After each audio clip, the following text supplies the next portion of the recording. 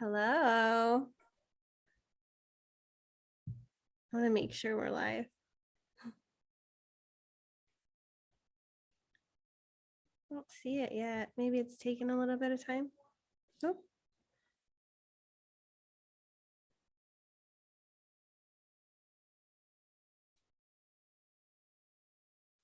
Huh. Is it live? Let's see. I just got locked out of Facebook in my account as well. I just got a I'm pretty sure everybody knows that now. Because it says that we're live. I'm just gonna check in on our page, but I'm pretty sure. Okay, good. It says the page is live, so I guess it's with. Okay, Yeah, all right. We're good. Okay, good. All right, hello and welcome. We have a special live today. We're calling this live The Body Talks. And I'm here, Ashley, and Bella's here. And we have a new face here as well. And I'd love to introduce her. This is Gabrielle. And she has been a longtime friend of Bella. And actually, Gabrielle, I'd love for you to come in and tell us, like, who are you and what do you do for a living? Because that has to do a lot with why we're bringing you in. So I'd love you to introduce yourself. Okay. Well, the second question is easier to answer. What do I do rather than who am I, right? Because who am I is constantly evolving. But my name's Gabrielle and I'm from New York, born and raised, and I now live in Los Angeles. And in short, I specialize in releasing stress and trauma from the body, brain, and nervous system. Yes. Yeah. Yeah. So we've been speaking a little bit about Gabrielle in our 2-week series called Lost, where we're diving into the 12 profiles. And something that has been coming up for us in a lot of the work that we're doing is that there's so much information in these systems that it can be a real mental journey. And so what we've started to try to bring into our work is the embodiment piece. And how can we enter in through the body? How can we get to this wisdom through the body instead of this mental candy that seems to just hang out in the mind? And part of what was cool about talking to Gabrielle and discovering about some of her work is that she explained the stress and the trauma that everybody has in their body and building up over time, and having this big reservoir of stress and trauma in the body really prevents you from being fully expressed in the world and even accessing the wisdom inside of you, because there's so much stuff on top of it. And we all know that pain is much louder, and even trauma is going to speak. Like when you have a lot of unconscious stuff underneath the surface, it runs your life. And so we want to make the unconscious conscious. And a lot of the work that Gabrielle does is using the physical body to in different positions to release some of this stress and trauma. Am I getting it right? Gabrielle? You're spot on. Thank you. Well, I have a question. How do we accumulate the stress and trauma? Like, why? That's what I'd like to know. Think that, we're like magnets, right? So we're magnets. We're picking up everything around us, right? From like what we're sensing, smelling, tasting. So we have generational stress. We have stress that was projected onto us through parents, friends, teachers, media, government, our surroundings. And so we're just, sponges, so to speak. You'll even say, children are like sponges. They're soaking up everything that's around them. And so that's what us humans do. We soak up everything around us. And, when we're younger, it's hard for us to differentiate what is correct for us and what isn't, right? We're told what to do and we're guided, right? Yet when we get older, we take some of these programs or ideas or ways of being with us, yet they're not yet necessarily correct for us in that moment anymore. We've just been on this, if you want to say, this train for a while, right? And so we don't necessarily know that there's another angle or there's another way of being, thinking, feeling, or emoting. And so we just keep on this path that isn't necessarily for our highest. Mm. Yeah. And that speaks a lot to a little bit about Gabrielle. She has the cross of refinement and she's a 5-1, and she has is it the 33 is your life's work? Is it 33 and the 19 is her evolution sphere? And then she has the 1 and the 2. So she knows about sensitivity, and she does have a pretty open chart. So she does take in a lot. So this work was in a way a blessing for her to help her clean out her pipes in a way, the things that were receptive in her body graph, where she was like picking up and taking on things. And I think that you have an open root as well, and that is stress and pressure. And so you're going to sense the stress in everybody else in the room. And if you have the 19 and the strategy of the 19 is codependency, oh, they can't release the stress, let me take it for them. And then you just accumulate everyone's stress, feeling like it's yours. And then eventually you have a stockpile of all the stress, and then you're like, what, my body just doesn't feel good. I don't feel good. It doesn't matter how much I work out or eat right, I just don't feel good. And how did you find this work? And what is this work? We're talking about this work, but what is this work and how did you find it? Yeah. Okay. So the body of this work is called True Body Intelligence. And how did I find it? This is one of, my favorite stories, and anybody who knows me knows this story very well. But I was seated on a plane going from New York to LA. I was seated next to a former US Navy SEAL who specialized in releasing stress and trauma from the body, brain, and nervous system.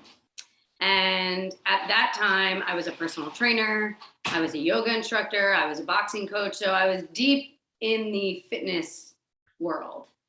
And also at that time, I was deep in this, if you want to say, like self-sabotaging behavior of like extremes.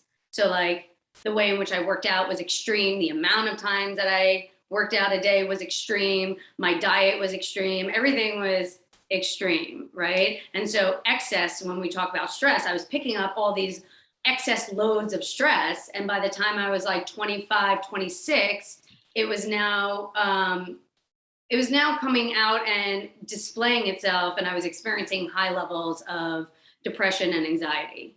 And at that point, I like can picture myself almost like this, just like walking robot, right? Like no one necessarily knew anything was going on like that for me. I was really good at hiding it because I was still functioning, right? I was still getting up every day. I was going to work every day. I was taking care of everything and everyone around me. I was paying my bills, living in New York City. I was ranked top 20, among the top 25 trainers across the country of Equinox. Yet I was feeling the worst I had ever felt before in my life. So I was going from New York to LA. I was on a morning flight and I was seated next to a man named Christopher. And that is kind of where my world shifted from fitness into health and healing. So when you first experienced it, because you met Christopher and then you probably went to see him. So like, what transformed for you then? Like we went from this to this, and what? Yeah. So I love this story too. So thank you for asking. I went to his house. Let's just say it was a Friday afternoon, and I laid on a floor, and he had like an old lady walker. Why do I say old lady walker? Anybody can have it. So let me refine that and reframe that. We use a walker so that you could actually walk on the tissue of the body. So you could visualize that I was face down, right? It was set up so it was comfortable. So it wasn't like I was just on a wood floor, set up nice and comfortable and comfy. And he started walking on the back of my legs. And at that point, like I said, I was deep in the fitness industry. So I hadn't had any of this type of body work. I hadn't experienced it before. And then when he flipped me over after like an hour of walking on the back of my legs and my calves, which was extremely painful, he flipped me over onto my back and he did a stretch for my hip flexors. And right after the stretch, and right after we opened up my hips, I realized no one has ever showed me or stretched me like that in all my years of being an athlete, in all my years, in all my certifications, yoga, Pilates, you name it. And I stood up and he was like, he asked, so what do you notice? And I said, I need to know everything you know.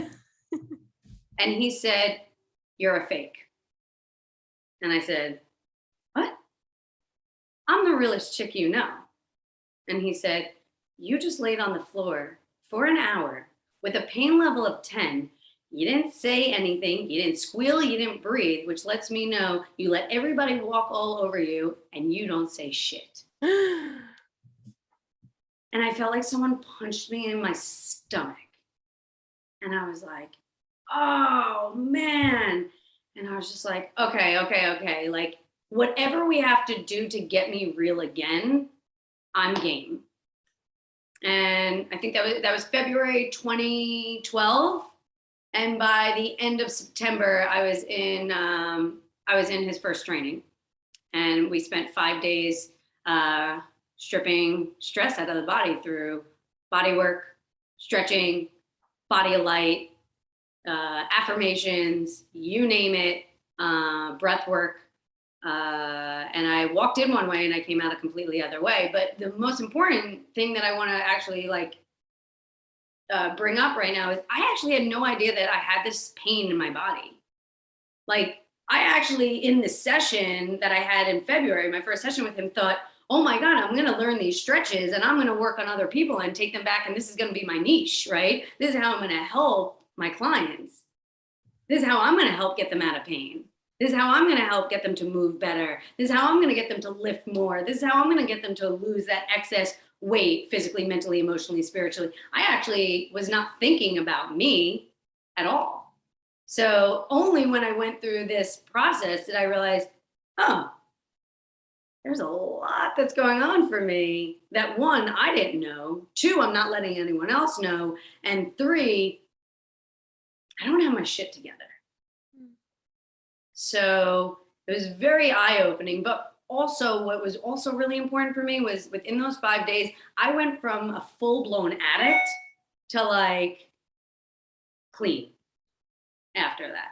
So it was a very quick, if you want to say, transformative experience where all these toxicities that were coming at me were now pulled out. And when I went back into the real world after and went back home, I found it very hard to go back into doing what I was doing.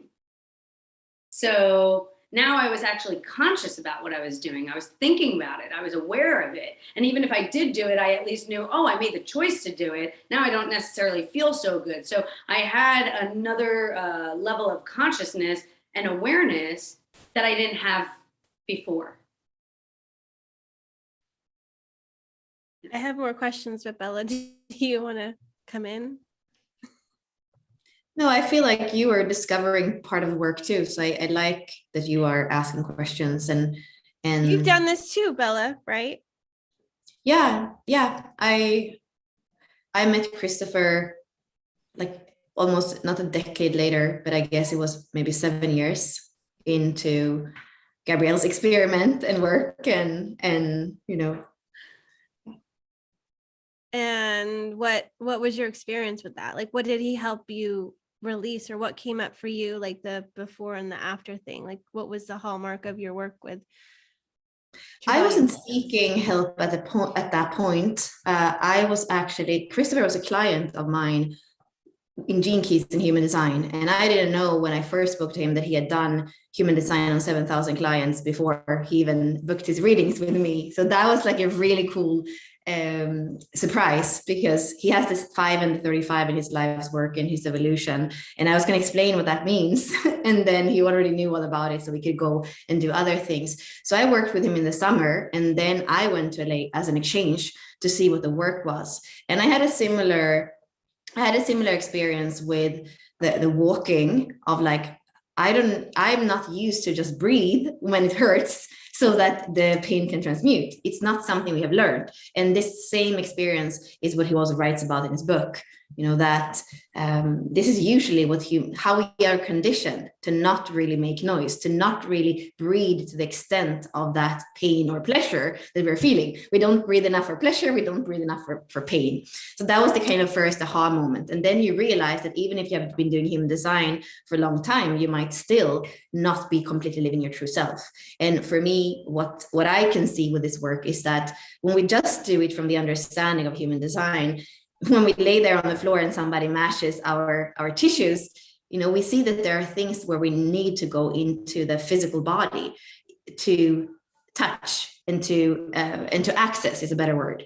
And that for me is what this kind of work does. It goes into the structural. And for me, the biggest difference is the structural. Like when you look at my body now, you can even look at my clavicles. They are different than what they were before. One of the things that I feel is very telling is that before I have walked a lot in high heels, I've danced. So I had like this thing in my back where it went in, but then somehow too, I had you could see that there was things that weren't completely in harmony in the way I was walking and standing. And then after doing the work, I can feel how like my chest is open. Now actually it's my heart that is leading in the world. Before it was like, actually I've also been speaking about posture the last year and from carrying babies and all this. And for me, it's like, wow, yeah, of course, I don't want to lead with my head. I want to live with my heart, right? So to see those changes in the physical body, in the structural, in how you move through the world is super important. As important as strategy and authority, I believe, and to know where you were twisted, distorted in the physical, because my way of seeing it is that it has to exist in the physical for it to exist anywhere else, actually. So when we work in the physical, we're also touching all the other layers and planes, whether it's big emotional, etheric, even mental. Like there is a trace of it in the body. The imprint is cellular, so it has to be there. So when we go there, it's the safest way to know that that there's nothing to miss. Like we are going to touch it. Yeah. I love hearing other people talk about the work. Yeah. Yeah.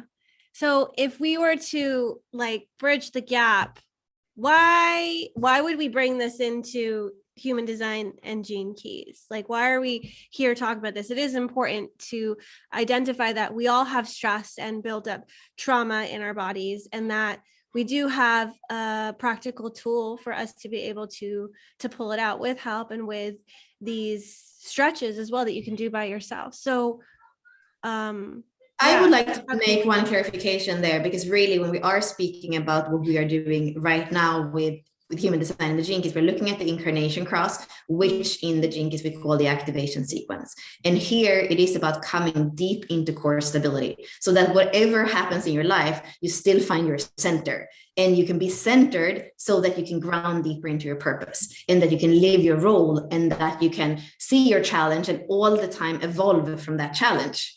So we have a map in the Gene Keys that is showing us that. And somehow I have to say, I've been in this work for a long time, that people that are in the Gene Keys can still feel stuck. So there are tools that we can use so that we help the body. And I think actually you were speaking to about this the other day, and I think Gabby might have been in that conversation too.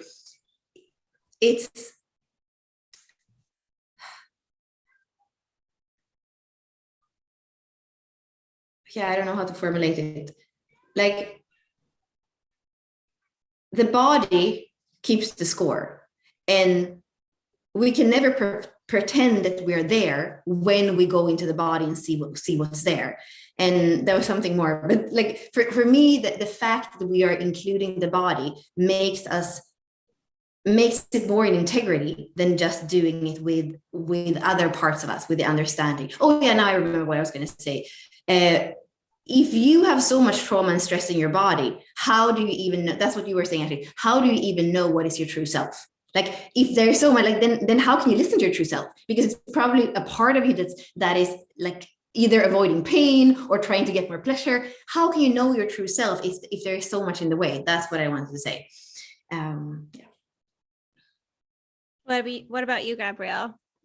Well, I mean, that's the point that actually, that was like my end point So I was going to go into like teacher mode for a moment, which is like, if you look at the physical body, think of like the tissue of our body, right? The tissue over time, it gets dry. And think as also like the tissue of our body is like a mattress. So it's like a memory foam, and it holds, right, all of our emotions and our memories and our experiences, right? Everything's held within there. So over time, as we age, our tissue dries out, our muscles become short, and our meridian channels, which is our energy pathways, right, our flow, they become stagnant. So when we're dry, short, and stagnant, all that affects the way in which we show up in our life.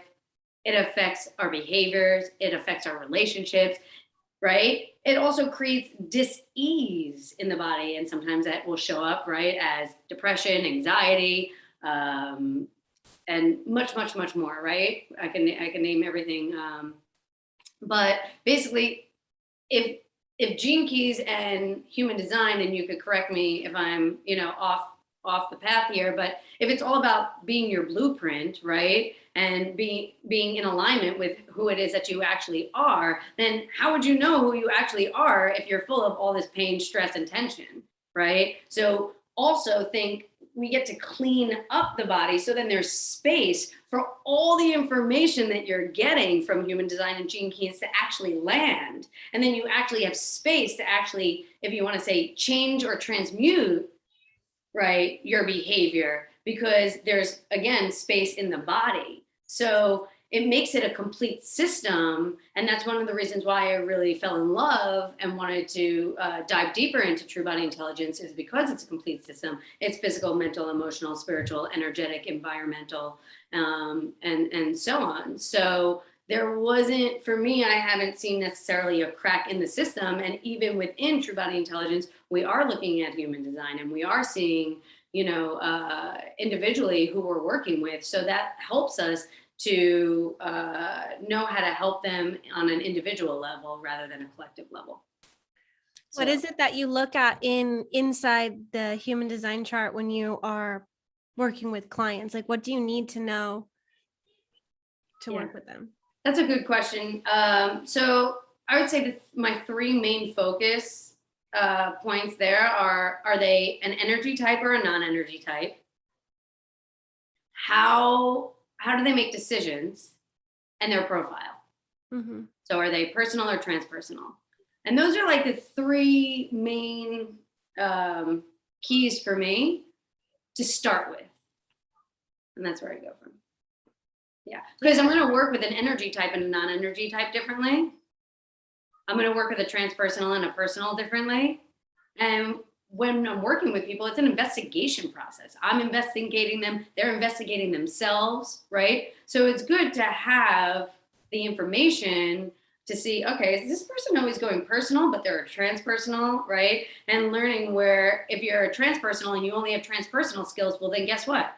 I'm going to need to learn personal skills. If I'm a personal acting like a transpersonal, well, I'm going to want to learn, personal skills. And I might have flipped that. But, you can see where actually you're off base. And with all the work that we're doing, the intention, I think, of what you're doing, what I'm doing, is actually just to get you fully in alignment with who it is that you really are before you were programmed by your experiences. Yeah, it's amazing. So we're actually bringing Gabby into our 10-week immersion called Found, and we're bringing people through the activation sequence again, but this time we're also including the body, and we're including true body intelligence and these stretches that you can do yourself. So Gabby's going to come in, and she's going to be demonstrating these stretches, and we're going to be practicing them. We're going to be going into, is it 12 different stretches in it? There's 12. Yeah. And they're associated with a certain meridian. Is that what? With a certain organ and meridian channel. Organ and meridian. Yeah. So we're going to be doing that with her, which is going to be amazing.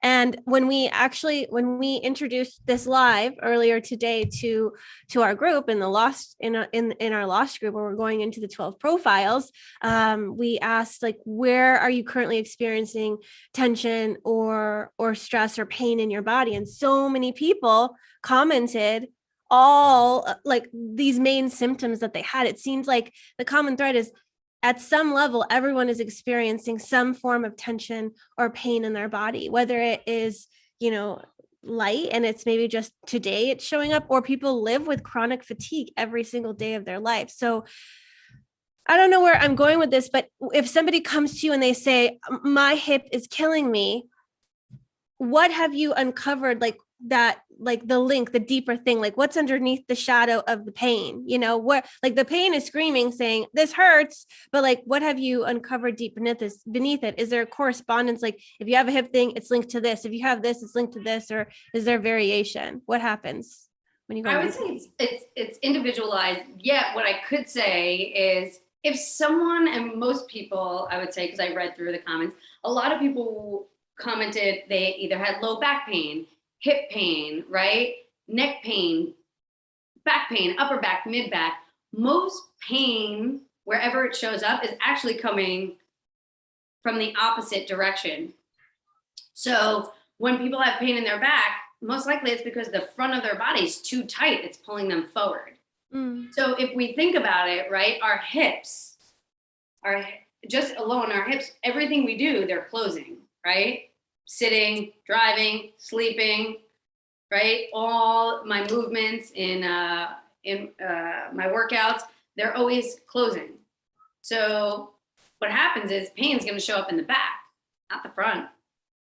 Same thing. If I'm sitting, I'm typing all day, driving, right? This is what's shortening, but the pain shows up here. So when I expand and create space in the front, then the backside actually gets to relax and release. Makes sense. Yeah. Yeah.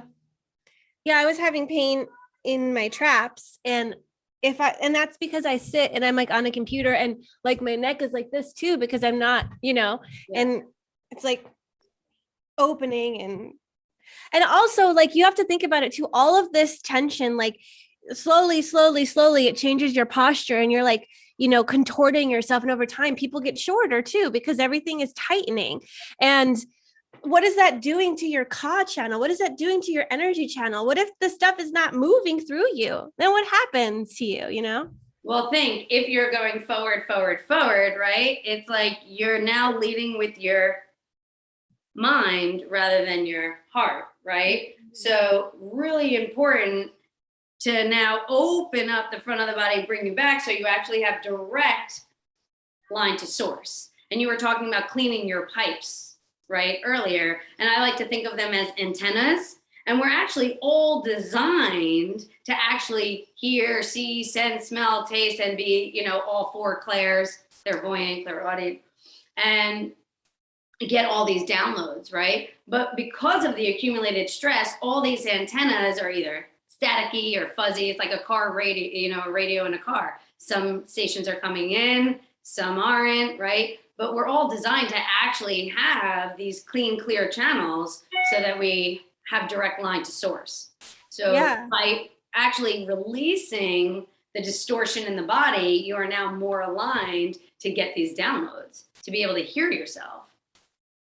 More aligned and more connected. So the more pain and tension, disharmony, dysregulation that you have in your body and your nervous system, the harder it is for you to be connected to the source and yourself, and to really receive the messages. Yeah, I mean, think of how much distraction that creates for you, right? And it may not be, you may not feel it on a conscious level, yet it's going on, and it's showing up in all your relationships. So imagine people that are already wildly intuitive but live with chronic pain. Like, how much more could you be receiving if you weren't in pain and you weren't storing all this stuff? And I think a lot of empaths and healers, like they're taking on other people's stuff as well.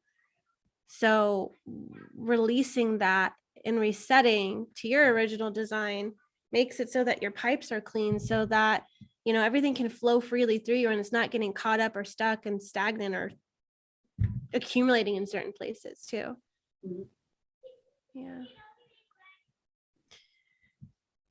Does anybody have, I mean, anybody that's watching, do you have any questions, Bella, anything you think that maybe we should uncover or go into?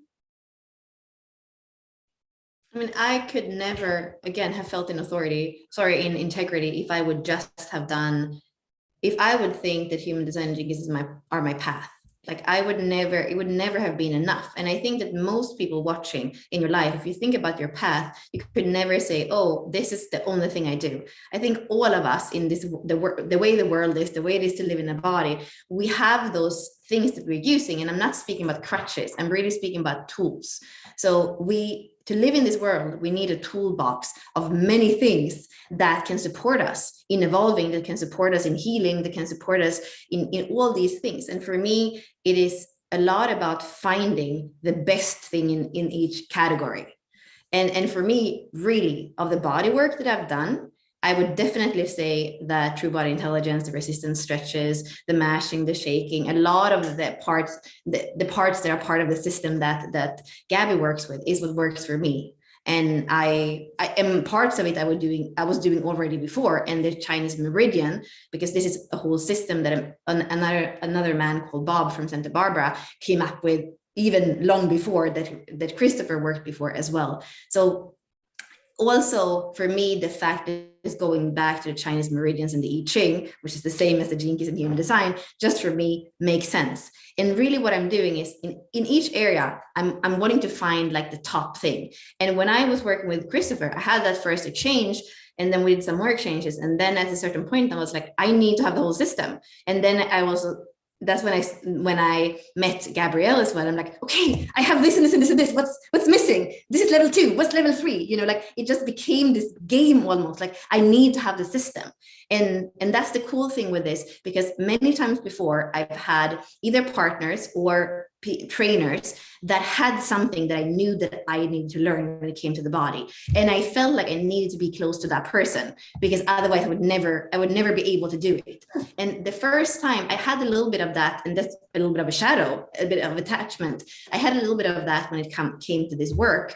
And then at some point I just had to like kind of let go and start to play with myself and ask Gabby, of course, and look at Bob Cooley's work and like all the different parts so I could make it mine. And this is what I think I want to say to everybody that's watching. Like human design and GKs, some people say it's completely different, you can't do it. These people are weird, these people are weird, you can't do it together. Well, Unlock Your Design is bridging the gap, and you can do it together. And then bringing in things that make sense so that we can have a complete system that can support us in being ourselves, in the body, in the emotions, in all the different layers. That's what I want to play with. And I think that for the people that are going to join us in the Found Immersion, like we're going to find things this time around. And I hope with my whole heart that this is not the first, and not that like it's the first time, but I hope it's not the last time we're doing this, because I think that when we come together and we put our amazing tools in the same area and everybody gets to play and make them theirs, then it's new genius that is popping all the time. And that's what I feel with this initiative, with bringing Gabby in, that has the human design background, but still has not been completely immersed in what Unlock Your Design does. I feel like it's this willingness to work together, to see what we can create together. That's what makes me excited about this initiative and this kind of experiment that we are playing with. Mm-hmm. Yeah, I am excited because I haven't experienced these resistance stretches before, and I just barely started to work with the body, and doing network spinal analysis was kind of the gateway for really uncovering what's inside of me, and using breath, movement, and sound to locate that thing, and then it just pouring out of me, like no reason why I should be crying, but it's like, oh, I found it, and then boom, out. But I have no like understanding for why was that there? What is it? And sometimes you get to know why when it's being released, and sometimes you don't. And you're like, where did that come from? So just really going into the body. And I think that too, what I hope that people are able to uncover in Found, as we're bringing in these resistance stretching and also the body of light attunements, is I want people to figure out what their like code is. Like, is it that you need to move first, then bring the breath, and then like, is it breath, movement, sound? Like, do you need to like make a noise and then you start to move? Like, I know that everybody has a different way that they approach it. And when we're doing the stretches, maybe something deep from within you wants to come out and you make this noise, and then it unlocks something and you're able to to open and move in a way that you haven't before. So I know that there is like this deep possibility of people are willing and open, and then also like really playful out. So I think that what I want to call in is more of the people that are just very open to what this work could do without expectations, just like, I'm just going to show up and see what happens as we're doing these, because you may think, oh yeah, this is totally going to unlock something for me. And then we get to a different part of it and something else shows up. So putting our expectations on the table and just like being open and seeing what happens, I think, and following our intuition as we're like getting deeper and deeper into the body. And the pathway of the activation sequence, like it ends in the unconscious, like with the unconscious sun and the unconscious earth. And that's our pathway of core stability. And that's the body. That's the design side. That's the red side. That's the body side, not the personality side. Like we hang out in that black side our whole freaking life. And when you get into human design, especially, and you start to work with the red, they always say, oh, you don't notice that in yourself. But the more and more you work on it, the more you start to witness yourself in the red, where before you only could recognize the black side, the personality side. And I think that going deeper into the body, we get to see like, what are these unconscious patterns showing up as? Because you're not already in the gift frequency. Sometimes the body and what is held there, and in the design side, it's in the shadow frequency. And we're going to go into the body to uncover what needs transmuting, what needs to move and be liberated into the gift. Like we're going to enter into the shadow, into the pain, and breathe into the pain. Like Gabrielle was saying, like, and Bella, like we're going to learn how to breathe through the pain, breathe in the pain and not hold our breath. And that's what Richard says when he's talking about the shadows too. It's like your whole breath pattern changes when you're in a fear frequency, when you're in a shadow. So it's like relearning how to breathe, because it's against our nature in a way as humans, but it has the potential to release so much within us when we can just breathe through it. Like women in labor, the breath really helps you get through the pain of pushing a baby. So, yeah. Well, anything to add? Yeah, but I feel like you should say something more before we end, so we get to feel you a little bit more, maybe. I need a question. Spark me. Well, we didn't hear about body of light. We heard about the resistance stretches, and like that's paired too with the body of light attunement. So what does that do? If we're working, and I have another question after too. Yeah. Okay. Yeah. So what we were talking about before is like we're magnets for stress, right? So we have false belief systems, false projections, negative stressors, right? Negative expectations, false expectations that were bestowed upon us. And these were bestowed upon us by ourselves, others, right? Teachers, parents, lineage, to name a few. So body of light is a verbal, energetic practice where you're literally repeating after me, and we're talking and locating these energies and turning them and sending them back to the light, essentially, so that you're, like we're working with the physical body, right? With everything else, this is going to be taking care of the energetic, spiritual body, which we don't necessarily like to separate them. The thing we really want to do is clean up each world,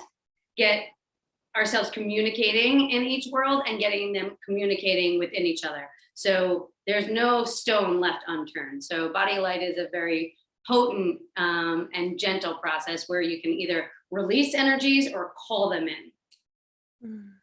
in short. Yay, that is really exciting. Bella, what was your question? So both you and I mentioned, Gabrielle, when we were working like one-on-one with Christopher, that came up with a lot of this work. What do you believe is the difference to work with those stretches and this transmutation work, healing work in a group of people? Like, what's your experience? What shifts when you're a whole group? What might be a challenge? What might be more powerful? I would be interested in hearing about that. Yeah, well, look, it's challenging when you're in a group, because there's going to be certain things about certain people that are, if you're going to say, trigger you. And, I hear the word trigger a lot now, but I think there's a charge within you, right? And so it triggers that charge. So everyone's like a mirror for you. And you can see that in a group setting, when everybody has the same intention, right? And you come together, how much more powerful it could be. So the shift when you're in a group is that much greater. Think like you're in a room with 4 mirrors around you. It's like you can't look away. So the experience is 4 times greater transformation than when you're one-on-one. And how will you translate that into the fact that this time around when we're doing Found, we're going to do it online? And we have spoken about adding a weekend retreat after for the next edition and all that. But this time, the 10 weeks we're going to spend together is going to be on Zoom more than anything. So would you say that we can have some of that power as well, even if it's online, or do we lose most of that power? Yeah, actually, it's really powerful because, what you were saying was actually both of you said we have this toolbox, right? And sometimes we're going to be breathing. Sometimes we're going to be doing body work. Sometimes we're, doing the human design and gene keys. And, we have all these tools, and in which order we use them doesn't necessarily matter. No, but the fact that we're actually going to be using all of them, and we're going to be doing our adult homework in each world, right? We have some physical homework, mental, emotional, spiritual homework. And so the stretches is usually something that I teach people after the 3rd or 4th session, or if they're coming to me for a 5-day process or in person. Yet we get to now start with the stretches, which means that you get the keys in your hand right then and there to start pulling stress out of your body on the daily, right? So to me, it doesn't necessarily matter how you get into the work. It's like, just get into the work. Some people, they may just start with the body of light. Okay, well, we're pulling stress out energetically. Okay, and then guess what? When I go to actually work on you physically, you're a lot softer. It's easier to work on you. You're more pliable because a lot of that charge that was holding you, right, in these fixed ways has now softened and started to release. So for me, I think that this is a very cool way of experimenting and also seeing how people actually respond to getting the keys to their house first rather than being actually worked on physically. So yeah, that makes very, sense. very powerful. This also puts a lot of responsibility on us to like do the stretches and practice the stretches and have the commitment there too. And would you say that some of these stretches, like you're going to feel resistance or pain? And what does that mean when you're like meeting up against the stretch and it's like, it's not always going to be easy, right? No, it's not always going to be easy because look, this is also the thing. Think of your body like a Pilates machine, right? If anyone's ever seen a Pilates machine, or you could think that everything in your body is all connected, right? So as you're releasing one area, you now may start to feel another area that had stress. So sometimes you may feel, you have to feel the pain, you have to feel the emotion on the way out. But this is the most important thing. As long as you're resisting, you're safe. Because think of like a, what do you call it? What do you call it? One of those lines that you walk on, you tiptoe. Come on, Gab. The tightrope? The tightrope. Yes, thank you. So picture you're on a tightrope, right? And it's cut at the end. Now it's just dangling. You're susceptible, right, to getting hurt. Most likely you actually are going to get hurt. But as long as there is a healthy amount of tension and resistance, you're safe.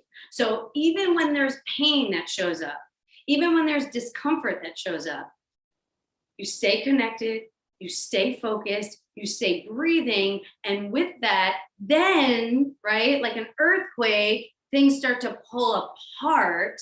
And with that, you get a release. And it could be physical, mental, emotional, spiritual, all together. What have you seen? Like when that, I want to know what happened. Like, what have you seen when we get that release? Like, oh, did you want to say something, Bella?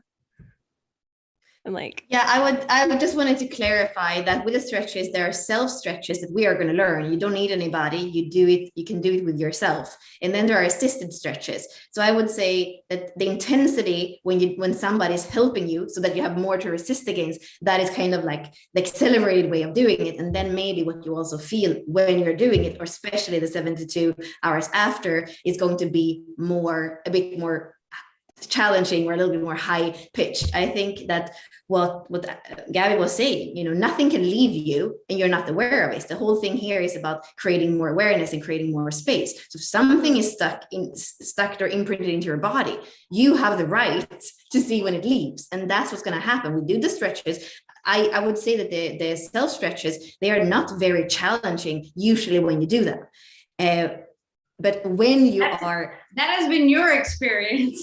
Now, if I compare to the assisted stretches or like if I compare to the work I do myself, which is more like a maintenance thing, and maybe because I already pulled out some stress, but it's different. Like even when you do like a small muscle, for me, Gabby, like days after, there is pain, there is like, like it's sore. I believe it's very different for me, at least when it's assisted.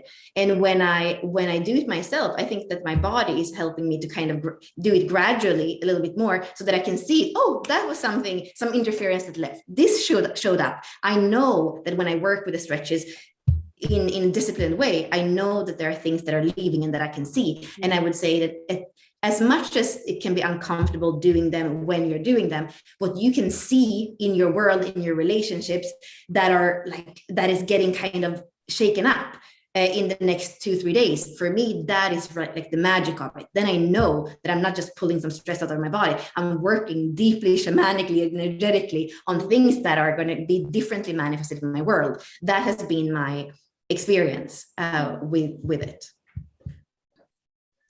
I have so many things to say, so I feel like I want to keep it like short and to the point, so I'm going to touch upon a few things that you said. So one, one of the other reasons why I fell in love with the system and why I think it's so genius is because I work on you, but then I also teach you how to work on yourself. So it creates an interdependent relationship between you and I. So yes, like what we were saying, when we're in a group setting, right, we can create, or rather co-create, a bigger transformation, right? There's more energy. There's more mirrors around us. When we are working on ourselves, right, think that you're taking a little bit of stress out every single day, or at least maintaining, right? Because I'd rather maintain than get worse or devolve, right? If that's even a word. So I rather maintain where I'm at. So these stretches will help you maintain where you're at and also start to pull a little bit of stress. When you actually have somebody else do them with you, you can co-create together a lot more force, a lot more tension and resistance so that you can actually get bigger change. So I love that we have both. That's one thing. Second is that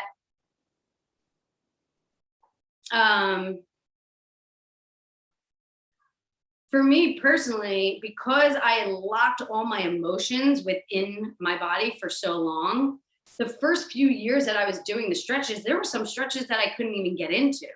So in Bella's experience, most of these were easy. She was most likely open and pliable. I was locked in. So some of these stretches, they were hard for me to get into. And then when I was in them, I was releasing a lot of fear. I would cry, maybe, snot, have to run to the bathroom, you name it. But over time, you start to see it starts to get easier and easier and easier. However, then what ends up happening is other things start to release. So for me personally, in the beginning, like I said, the first 3 years, it was more that I felt the pain leaving my body physically. And I was able to go, okay, my right leg feels more open. My left hip feels more open. I was going physical. But after those 3 years, it started to get deeper. And I started to have these emotions come up. And on my right side, I felt like when I was getting like stretched or stretching myself, it felt like I was an athlete and I was getting like cheered on, like, yeah, you got this. And then on my left side, I was able to feel all the self-doubt, the self-hatred and the, why am I even doing this? And that would go on that went on for years and years. And I think of this stretch, like stretching your body, like the scarf that you see at a circus, where when you're pulling it out, at first it's blue, then it's green, then it's yellow, then it's red, right? So after like time, you start to have a different relationship with them because of whatever's coming up. And most of the time you have the same things or the same themes coming up over and over and over, because that's how long they've been living in your body for, right? That's when we talk about generational stress and what's been passed down in our experiences. So I always say I rather have 3 main problems or 3 main challenges, 3 main themes, than having 17 that I'm pulling out, because then I wouldn't be able to function on this planet. But because I have 3 main ones and I've learned to either cope with them or, put them away or sweep them under the rug, I've still been able to be successful. But even though I've been able to be successful, maybe in my career, that doesn't mean I've been successful at being myself authentically, right? So when I start to pull the stress out of my body, I now have more space to move into who it is that I really am. So during that process, that's how actually I got off of, I was a very heavy smoker. I smoked day and night, marijuana and cigarettes, and I worked out 3 times a day. And like I said, everything was extreme. So after I started to pull that out of my body, I now was like, once a day, right? Smoking was gone. I haven't smoked in 10 years. So the point is that these stretches are not just about pulling stress out of you physically, but also how it changes and what's going on for you emotionally, mentally, and spiritually. And then, over time. And one thing there that is parallel that I love, everybody doesn't have all problems. Everybody's not going to have pain with we are going to do mainly 12 stretches, 12 meridians. So what I can see, the same thing that this work is telling you, these are the things that needs more attention for you when they come and you see it in the physical. The same thing is what we do with human design and jinkies. Oh, you're a 5-1. Okay. The challenge with the 5th line is the projection field and. Okay. This is the main thing. So we have here this way of letting the body show what's your challenge, what meridian, what organ is that linked to? Okay. What's the motion in that organ? Like we have a way of mapping the body and the challenge and see. I was never showed a heart meridian stretch when I was working with Christopher. In all the time I worked with him, he never showed me that stretch. He showed me a lot of different variants of other stretches for other meridians, but I had to learn that from Gabby. That's kind of interesting when you think about it. And that's what I love with the blueprint with the jinkies as well, and especially in that activation sequence. You're going to see what it is that is your thing. And then you don't have to focus on everything. You start working with the places where there is challenge, and then more and more like the same thing that you're saying, Gabrielle, you're going to see how there becomes more balance. You become more in balance. And then for the fun of it, now I love to do the hard stretch and stand against the wall and have somebody walk by and thinking I'm crazy, like now it's fun, but it's something that we all are unique, and the way that we're going to work with these systems is unique. And I think we want to be role models for how you can adapt it to your life and your way of being and your level of physical openness and emotional openness and spiritual openness. And that goes back to what we're talking about, the body talks. So when I'm putting you in these 12 positions, I'm actually able to see where it is that you're stuck, where it is that you're strong, where it is that you're weak, right? And each person is going to have a different experience with each one of these stretches. So I think that's really important to know, is that while I may put you in a quad stretch, some people are going to go into it and it's going to be like ease and breeze for them. And other people, they're going to be like, I can't even get into it. I'm not even able to do 1 rep. Right. So then that's when okay, I'm stuck here. This is the part that I need to work on. This is what I need to open. And then for other people, they may have more of a physical response. They may go, oh, I feel like my right leg is longer than my left. And then you have some people that are going to go, I'm feeling rather sad, and then you can know, oh, they're having a physical response to it. Oh, this person is having an emotional response to it. And then from that, you could also see where the person lives. Do they live more in the physical world? Do they live more in the emotional world? Do they live more in the mental world? Because whatever it is that they're speaking to lets you know what world they're in. And that's why I know that I was in the physical world for so long, right? It took 3 years to get me to get into my emotions. And I remember showing up to a session with Christopher years later, and he didn't have the layout. There was no body work. I walked in and I was like, something's different. What's going on? And he's like, we're going to go mental today. And I was like, what does that even mean? And I just remember, he was asking me questions. My brain felt like it was being stretched, just like the stretches themselves to my physical body. And after, I had a little bit of a headache, but I was like, oh, my brain's a muscle, right? But because of, again, all the stress that I had picked up, what it did was it constricted everything, right? And that's what also brought about the anxiety and depression that I was feeling, was everything was just closing in on me, right? So really hard for me to see anything other than, if you want to say, a downward spiral. So all this stress that we start pulling out of the body now opens you up to experiencing life in a whole new way. It's really cool.